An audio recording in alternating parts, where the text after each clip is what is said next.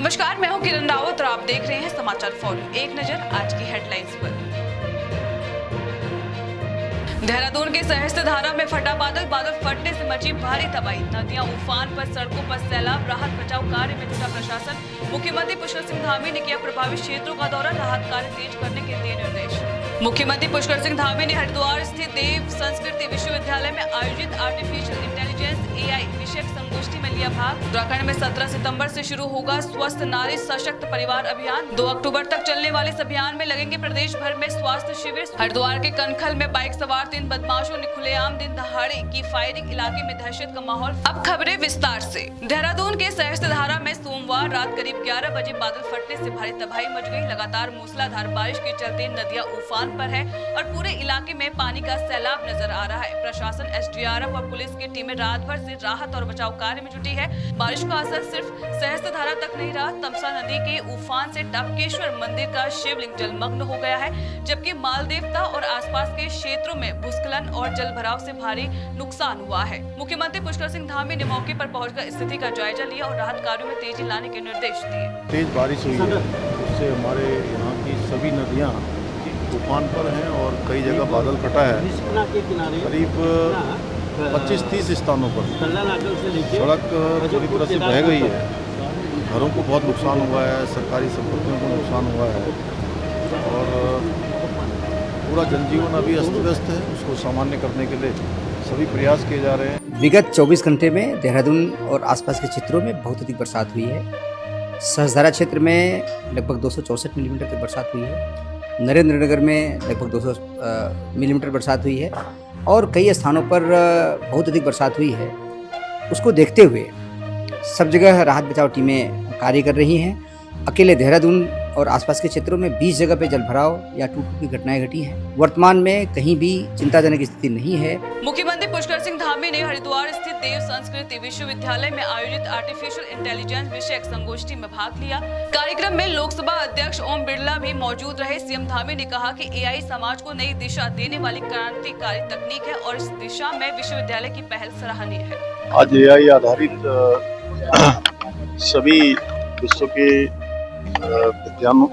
विद्वानों का, इस विषय के विशेषज्ञों का यहाँ पर बहुत ही बड़ा एक चिंतन मंथन, एक कॉन्क्लेव का यहाँ पर सम्मेलन का आयोजन किया गया है। निश्चित रूप से आज जिस प्रकार की चुनौतियां हैं और आर्टिफिशियल इंटेलिजेंट आज हर क्षेत्र में जिस प्रकार से प्रभावी हो गई है, जरूरत बन गई है, निश्चित रूप से इस प्रकार के सम्मेलनों से आने वाले समय के और मार्ग प्रशस्त होगा और जो यहाँ चिंतन मंथन होगा वो देश और दुनिया के लिए बहुत ही उपयोगी साबित होगा। देहरादून में आज कल शाम से ही काफी तेज बारिश होने के कारण से, बादल फटने के कारण से देहरादून जनपद, टिहरी जनपद और उत्तरकाशी के भी कुछ इलाकों में आज काफी नुकसान हुआ है। बड़ी आपदा आई है, बादल भी फटा है, जान माल की भी क्षति हुई है। अनेक स्थानों पर संपर्क मार्ग कट गए हैं, पुल भी इस आपदा की भेंट चढ़ गए हैं। नदियों का जल स्तर काफी उफान पर है। मैं भी गया था, जिस स्थानों पर देखा है मैंने, और हमारा प्रयास हो कि जल्दी से जल्दी एक तो जो संपर्क मार्ग कट गए हैं, भूदशाओं की चपेट में आ गए हैं, आपदा की भेंट चढ़ गए हैं, उनको फिर से चालू किया जाए। बिजली की लाइनें भी ध्वस्त हो गई हैं, पुल भी जो ध्वस्त हुए हैं। उत्तराखंड स्वास्थ्य विभाग 17 सितंबर से 2 अक्टूबर तक स्वस्थ नारी सशक्त परिवार अभियान चलाने जा रहा है। इस दौरान प्रदेश भर में स्वास्थ्य शिविरों का आयोजन किया जाएगा। प्रचार प्रसार के लिए नगर निकायों के वाहनों पर जिंगल्स, स्कूल कॉलेजों में जागरूकता कार्यक्रम और ई-ब्राउजर तैयार करने के निर्देश दिए गए हैं। इस कार्यक्रम का शुभारंभ 17 सितंबर को बागेश्वर जिला अस्पताल और कपकोट, गरुड़ एवं कांडा CHC से किया जाएगा। स्वस्थ नारी सशक्त परिवार अभियान, इसके तहत ये पखवाड़ा चलेगा। इसमें क्या होगा कि हमारे जो जनपद है उसमें जो जिला चिकित्सालय है, जो CHC हैं हमारी, बैजनाथ और कपकोट और कांडा, इन जगहों पे हमारे वृहद कैंप, इन कैंप्स के तहत जो है वो सारी सुविधाएं दी जाएंगी जो कि वृहद कैंप में दी जाती हैं। जैसे कि दिव्यांगता सर्टिफिकेट मिलेगा और हर तरह की जांच होगी, हीमोग्लोबिन की जांच होगी और शुगर की जांच होगी। ये साले या CSCs पे ही नहीं होगा, यह हमारे आम सेंटर्स पे भी होगा, आयुष्मान आरोग्य मंदिर पे भी होंगे और PSCs। देखिए हमारी तैयारी पूरी हो चुकी है। हमने जहाँ तक IEC है हमने गांव-गांव तक प्रचार करा दिए हैं। अपनी सारी CHO से जो वहाँ के लोग हैं उनके ग्राम प्रधानों के सबके नंबर ले लिए हैं। लाठरदेवा शेख में भाजपा का भव्य कार्यक्रम आयोजित किया गया जिसमें वरिष्ठ नेता, राज्य मंत्री और पूर्व विधायक शामिल हुए। पूर्व विधायक कुंवर प्रणव सिंह चैंपियन ने कहा कि पार्टी ने 2027 विधानसभा चुनाव की तैयारियां शुरू कर दी है। उन्होंने बताया कि इस बार अल्पसंख्यक समाज को पार्टी से जोड़ने पर विशेष फोकस रहेगा। देखिए साहब, आज जो मौका है, हमारी भारतीय जनता पार्टी विश्व की सबसे बड़ी राजनीतिक पार्टी है दुनिया की, और हमारी अकलियतों का विशेष ध्यान रखा जाता है।